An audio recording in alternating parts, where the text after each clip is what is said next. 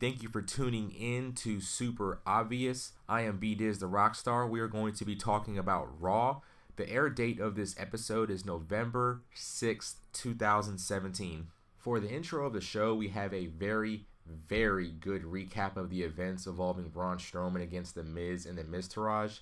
The direction, intensity, film progression made all the build-up from the TLC pay-per-view and last week's Raw episode combined really great. The show opens up with The Miz, not surprised, along with Bo Dallas and also Curtis Axel, which I am super surprised because he got power slammed by Braun Strowman like 5 or 6 times and also power slammed through the announcer's table. Wow. The Miz does not start his promo about Braun Strowman, but more so about Baron Corbin and the beef build-up they have over social media, which seems like they are kind of breaking the fourth wall based on actual details that are in the beef for the match. Miz cuts a pretty long promo, which is super great as always. Next, Miz brings out Kurt Angle for the Miz TV segment. There are several segments that The Miz shows the arena on the Titantron. Segments of Stephanie chewing out Kurt, which was fucked up, and also the SmackDown roster beating up all of the Raw roster, and also Kane attacking Daniel Bryan.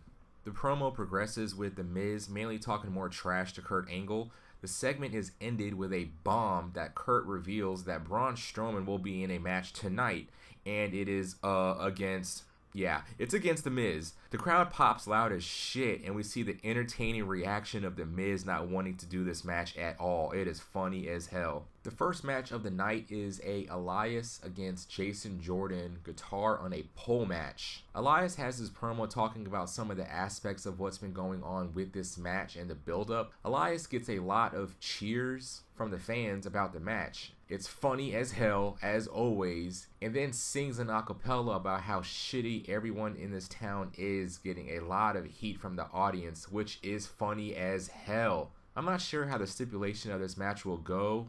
I'm actually happy this is going on now and not during a pay-per-view, so we will see how this will work out. As soon as the match starts, Elias rushes up to the turnbuckle trying to climb up and grab the guitar.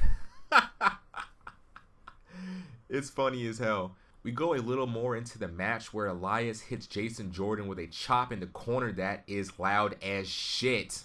Ouch. Wow. Jordan does his trademark, in my opinion, one of his coolest moves, which is a Northern Lights suplex into a half pin, then rolls backwards, picks them back up, and then slams them again. It's an amazing showcase of technicality and strength. Elias gets the guitar off the pole, and he loses it almost immediately. Notice Elias is bleeding out of his mouth, which looks not great. Jason Jordan gets the guitar, smashes Elias, winning the match, and gets booed by the fans.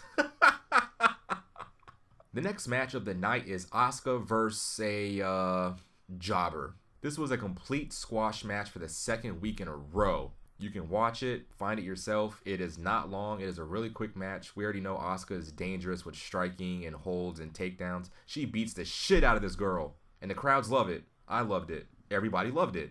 But yeah, it was a squash match. It was really quick, and that was the end of that segment. We have a promo backstage with Titus O'Neil talking about Samoa Joe and what happened last week. There is a match that is scheduled with Samoa Joe against Titus O'Neil. When the match is supposed to start, it is stopped by Samoa Joe jumping Titus O'Neil. There is a quick promo, and oh my freaking god, it's Finn Balor. He steps in for the match tonight. The crowd pops. I popped. Everyone that was watching this, if you're a half-decent wrestling fan, you pop, for sure. The match starts with a traditional wrestling tie-up between Samoa Joe. He hits Finn Balor with a backhand chop that is loud as shit. Finn Balor follows up with a double foot stomp when Joe is on the ground right to his stomach, which looks like that hurts, and that brings a balance to the beginning parts of this match. I'm not going to recap this whole match, but this is a great match as you would expect it to be. There is a lot of back and forth, hard strikes that are loud as shit. Also, Finn Balor does his running soccer kick move that he does to opponents when they're outside of the ring. It's probably my favorite move that he does besides the coup de grace. The finish of the match is a double countout, which sucks.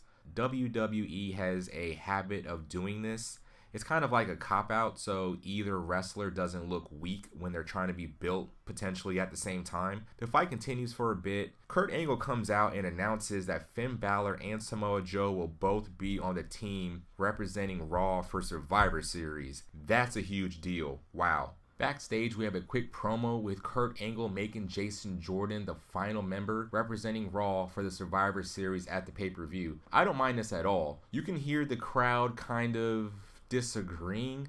Maybe this will be a chance for him to really shine as a competitor. I like Jason Jordan. On the mic, he could be better. In the ring, he is fantastic. But that's just my opinion. After that, there is another promo. We are backstage with Sasha Banks and Bayley talking about the Survivor Series match, which isn't a bad promo at all. I'm not going to explain it all. Peep it out. Watch that shit yourself. The next part of the show is Nia Jax and Alicia Fox against Sasha Banks and Bayley. The crowd, in my opinion, does really, really well in participating during all this, which I like. I like good participation from the crowd, man. You paid to be here. Participate. Stand up. Cheer. Boo. Don't just sit down looking at your phone the whole time, because then you suck as a fan. You suck. One of the best spots in this match is when Nia Jax picks up Bayley like she's going to power slam her, but then just like dart throws Bayley into the turnbuckle in the corner. Like, ouch. All in pain, ouch, everything. Also, surprisingly, Alicia Fox's wrestling and vocal expressions contributed to a pretty good part of the match. Her being loud and shouting during the match is pretty entertaining. The finish of the match is Nia Jax getting dumped out of the ring and Sasha Banks putting the bank statement on Alicia Fox. Alicia Fox taps out. That is the end of the match. That is the finish. After we hear Braun Strowman's entrance theme, and after the crowd pops loud as hell, The Miz comes out and they start the match. Miz tries using the Miztourage to give him an edge against Braun Strowman. Strowman gets his hands on Miz and throws Miz across the whole fucking ring. I swear to God, it looks like it hurts. Like, it's amazing to watch. Strowman shows a lot more dominance during the match over the Miz. Strowman has Miz on the outside and screams at Curtis Axel, "You ain't learned last week, punk." I was like, whoa. Because remember, Braun Strowman power slammed Curtis Axel like 5 or 6 times and also power slammed him through the announcer's table. Curtis Axel is wearing a neck brace and is really selling getting his ass beat last week. It is like crazy. Not too much after that, The Miz and Braun Strowman are back inside the ring. Braun Strowman picks him up like he's going to power slam him, but then kind of hits him with like this side flop slam. And Michael Cole like sells it like, oh my God, The Miz is down. Probably no longer than 5 seconds after that, Braun Strowman rolls out of the ring and punches Bo Dallas with the hardest sounding strike of the night, for sure. Kane comes out interrupting the match that Braun Strowman was in control of. Once Kane is in the ring, there is a little dialogue back and forth between him and Braun Strowman, and I can pretty much already see where this is going. Kane is not in the match, so soon as Kane lays a finger on Braun Strowman, the match is over. It is a DQ. There is back and forth with wrestling spots going on.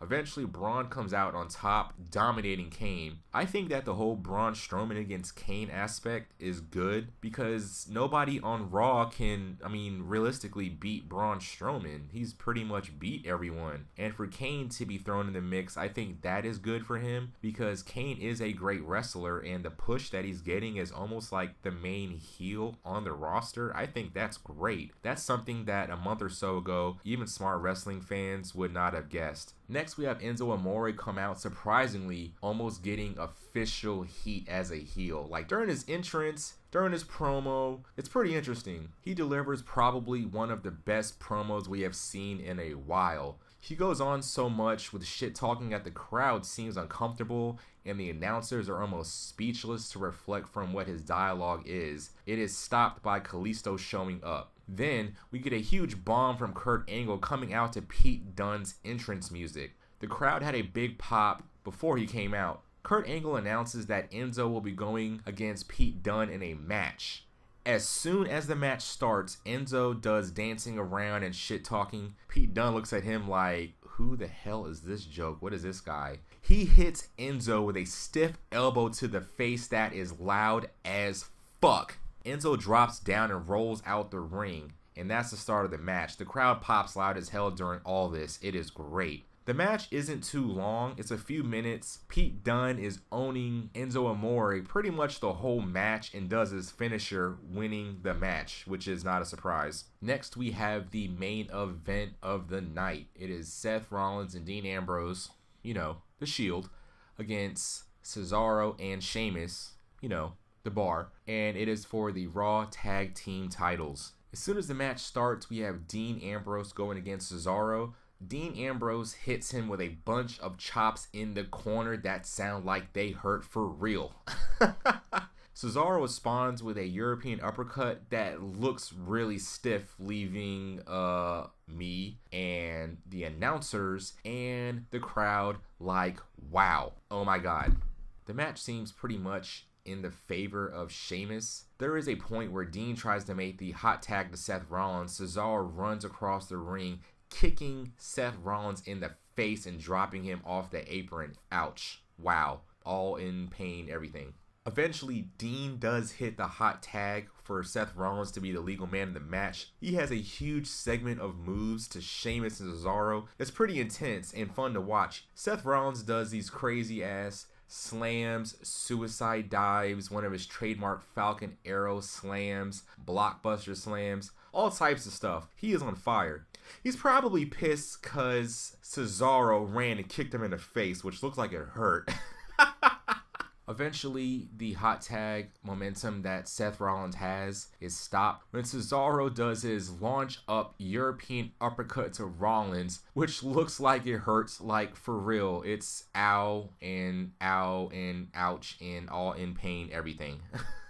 Cesaro and Sheamus hit Dean with a thrown crucifix bomb to the barricade outside. Cesaro and Sheamus hit Rollins with a high impact double team move, which looks like the match is going to be over for sure. But Seth Rollins kicks out, and then we have our what the fuck moment. Oh gosh, I mean the WTF moment. Is that better? Alright, great. The New Day shows up, interrupting the match and trash talking the Bar and the Shield on how SmackDown beat up all of the Raw roster last week. This leads to a surprise bro kick from Sheamus to Seth Rollins, which is stiff, pinning Seth Rollins. The Shield loses the belts, and the Bar are the new Raw Tag Team Champions. I can't believe it. I think that Raw was a really great show. I think that Raw and SmackDown, both of their shows have been really, really great. If you're a wrestling fan, like a real wrestling fan, you can kind of critique certain things, but overall, I think the weekly shows have been good. The build-up for Survivor Series is great. I think it's very interesting that, I mean, besides the straight-up traditional Survivor Series match of Raw against SmackDown, that's great. What I'm more interested in is how every single match is a champion against a champion, every single match for the whole show, which I think it may have happened once or twice before in the past. I like how Raw and SmackDown are like really in competition with each other. It's